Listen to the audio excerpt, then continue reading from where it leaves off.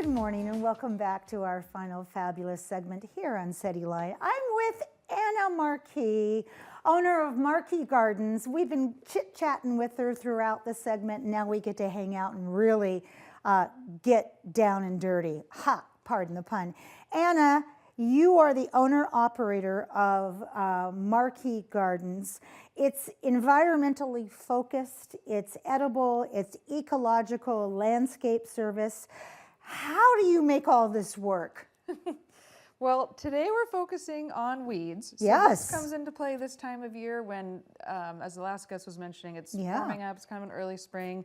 All these weeds are starting to pop up.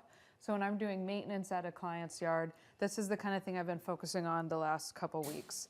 Wow. And we've got different types of weeds here, because what I want to talk about is just thinking a little differently. Like, not everything needs to be removed. Thank goodness. Beneficial. How do you remove them? And some that are actually delicious. So how do we, this is a big question, how do we define weed? Because when we say weed, oftentimes we think about a cannabis weed, but that's not what we're talking about here. How do we define a weed? So that's a great question, because there's not one standard definition. Okay. It's sort of in the eye of the beholder. So for example. Yeah, okay, what's this? What is this? Grass. Right. This is lawn grass. Oh, for a it lot smells of people, good.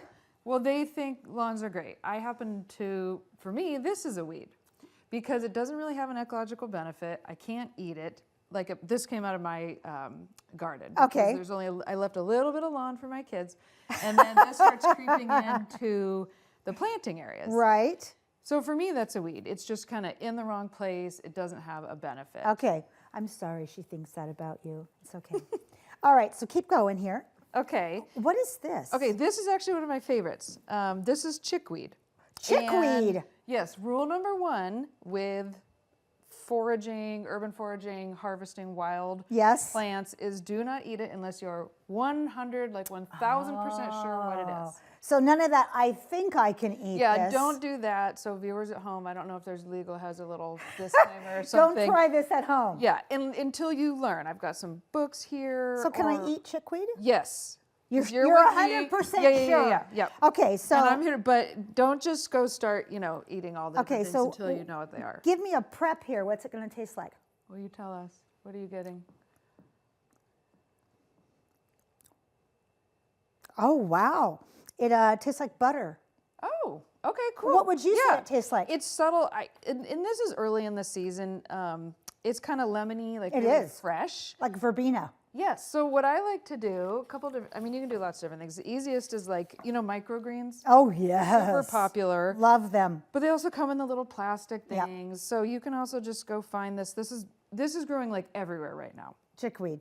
Just take little bits and kind of sprinkle it the way you would with microgreens for a little lemony, okay, like in your salad. Garnish. Yeah, or pasta. Yeah, I love to cook. Great. There we go. Right. Yes. You can also, especially if you combine it with some of the other wild greens, make like a pesto. Just blend it with garlic, pine nuts, lemon. You're coming to my house tonight. Yeah. Okay, a dinner's spread. at 6. Yeah. Okay. So, what precautions should we take? So let's say we're 100% sure.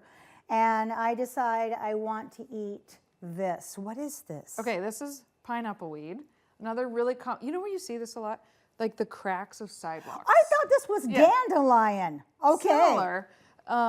Once this starts to really flower, you can smell it a little bit more. And I think you tried it, but it does have a kind of pineapple Oh, it smell. does. It does. Can you eat it?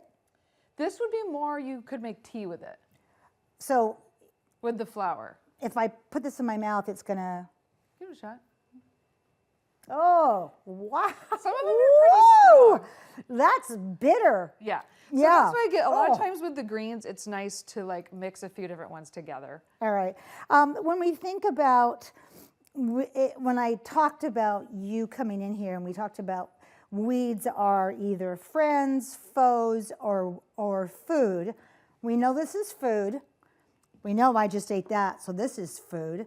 What is friend, foe, or food on this one? So this would be one of those that's in the eye of the beholder. Okay, this is funny. Gardeners might recognize this. Oh, Showing yeah. close up. Okay, these are bluebells. These are the ones that are coming up in everyone's garden right now, and it's like you love it or hate it.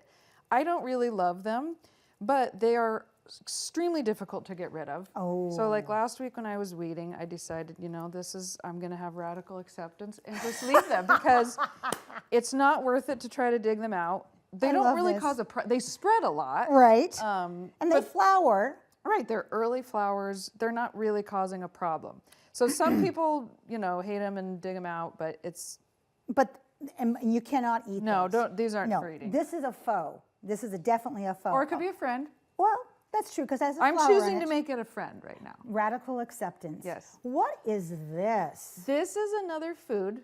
This is good. bitter cress. Oh, So do you know watercress? I love watercress, so this is bitter cress. Yeah, so and it's going to be bitter.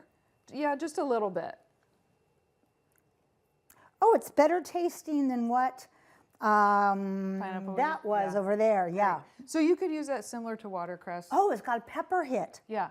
Yeah. Right. Yeah, a little Yeah. peppery. So that would be another good little garnish to Okay. sprinkle on. All right. And this has thorns on it. Don't tell me we can eat We this. know this. No, this I have to say is a faux.